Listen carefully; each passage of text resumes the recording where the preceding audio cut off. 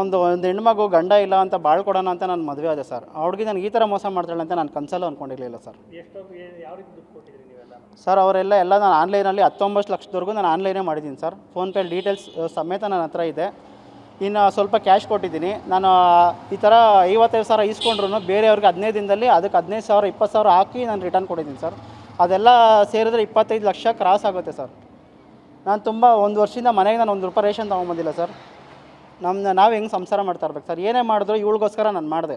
ಆದರೆ ಇವಳು ಅದಕ್ಕೆಲ್ಲ ಏನು ಬೆಲೆ ಕೊಡಲಿಲ್ಲ ನನ್ನ ಹತ್ರ. ಇವಾಗ ನನ್ನ ಜೀವನ ಹಾಳಾಗೋಗಿದೆ ಸರ್. ನನಗೂ ನ್ಯಾಯ ಬೇಕು ಸರ್. ಸರ್ ನಾನು ಬಿಟ್ಟು ಅವರು ಸೆಪ್ಟೆಂಬರಲ್ಲಿ ನವಂಬರಲ್ಲಿ ಹೋಗಿದ್ದು ಸರ್. ಸೆಪ್ಟೆಂಬರಲ್ಲೇ ಹೋಗಿ ಸರ್. ಅವರು ಸೆಪ್ಟೆಂಬರಲ್ಲೇ ಹೋಗಿದ್ದು. ಅವ್ಳಿಗೆ ಬರ್ತಡೇ ಇತ್ತು. ನಾನೇ ಸರ್ ಬರ್ತಡೇ ಎಲ್ಲ ಮಾಡಿದೆ. ಆ ಫೋಟೋಸ್ ನನ್ನ ಹತ್ರ ಇದೆ. ಅದಾದಮೇಲೆ ಸ್ವಲ್ಪ ದಿನಕ್ಕೆ ಅವಳು ಹೈದ್ರಾಬಾದ್ಗೆ ಹೋಗ್ತಾಯಿದ್ದೀನಿ ಅಂತ ಹೇಳ್ಬಿಟ್ಟು ಹೋದ್ಲು. ಸರಿ ನಾನು ಬೇಡ ಅಂತಂದೆ.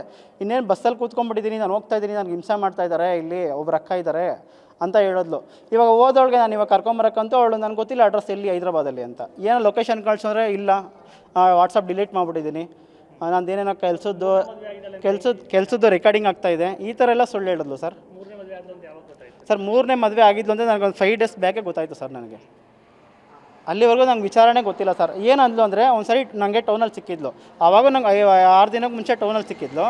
ಆವಾಗ ನಂಗೆ ಮೊದಲನೇ ಗಂಡ ನನಗೆ ಈ ಥರ ತೊಂದರೆ ಕೊಡ್ತಾವನೆ ಅಂತ ಸುಳ್ಳು ಹೇಳಿದ್ದಾಳೆ. ಅದು ನಿಜ ಅಲ್ಲ ಅದು.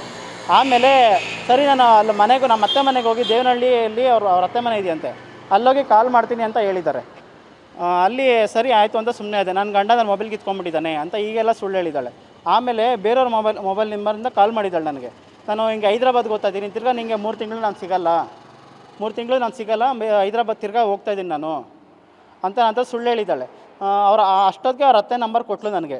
ಏನೇನೋ ಇದ್ರೆ ನಮ್ಮ ಅತ್ತೆಗೆ ಫೋನ್ ಮಾಡು, ನಾನು ಅವ್ರಿಗೆ ಮಾಡ್ತಾಯಿರ್ತೀನಿ ಅವಾಗ ಅಂತ ಹೇಳಿದ್ಲು. ಸರಿ ಆಯಿತು ಅಂದ್ಬಿಟ್ಟು ನಾನು ಸುಮ್ಮನೆ ಅದೇ. ನಾನು ಅವತ್ತು ಸಾಯಂಕಾಲ ಏನೋ ನಾನು ಕಾಲ್ ಮಾಡಿದೆ ಅವ್ರ ಅತ್ತೆಗೆ. ಅಪ್ಪ ನೀನು ಹೇಳ್ದಂಗೆ ಏನೂ ಇಲ್ಲ, ಅವಳು ಯಾವ ಹೈದ್ರಾಬಾದ್ಗೂ ಹೋಗಿಲ್ಲ, ಬೆಂಗಳೂರಲ್ಲಿ ಯಾರನ್ನೋ ಇಟ್ಕೊಂಡು ರೂಮ್ ಮಾಡ್ಕೊಂಡಿದ್ದಾಳೆ ಆ ವಿಚಾರ ಅವಾಗ ಗೊತ್ತಾಯಿತು.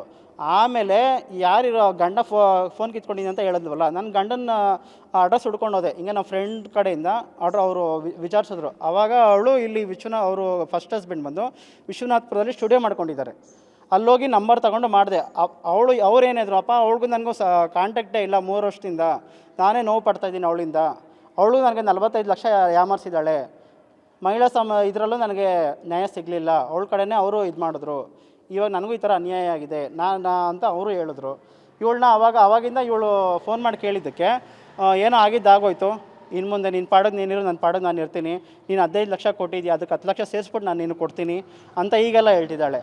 ನನಗೆ ಇವಾಗ ನಾನು ಇನ್ನೊಂದು ಮದುವೆ ಆಗೋಕ್ಕೂ ನನಗೆ ಯಾರು ಎಲ್ಲೂ ಹೆಣ್ಣು ಕೊಡಲ್ಲ ಸರ್. ಓಕೆನಾ ಸರ್? ಈಗ ಯಾರು ಕೊಡ್ತಾರೆ ಸರ್? ಈ ಥರ ಮಾನ ಮರ್ಯಾದೆ ಎಲ್ಲ ಹೋಗಿದೆ, ಯಾರು ಮಾಡ್ತಾರೆ? ನಮಗೆ ನ್ಯಾಯ ಬೇಕು ಸರ್. ನಮಗೆ ಇವ್ರಿಗಂತೂ ಬಿಡಬಾರ್ದು ಸರ್. ಇಂಥವ್ರನ್ನ ಒಬ್ಬರಲ್ದಿರೋ ಇದಕ್ಕಿಂತ ಮುಂಚೆ ಅಫೇರ್ ಕೂಡ ಇಟ್ಕೊಂಡಿದ್ದಾರೆ ಸರ್. ಆ ವೀಡಿಯೋಸ್ ಎಲ್ಲ ನಮ್ಮ ಹತ್ರ ಇದೆ. ಅವ್ರ ಜೊತೆ ಓಡಾಡ್ತಾ ಇರೋದು ಅವೆಲ್ಲ ನಮ್ಮ ಹತ್ರ ಫೋಟೋ ಇದೆ ಸರ್.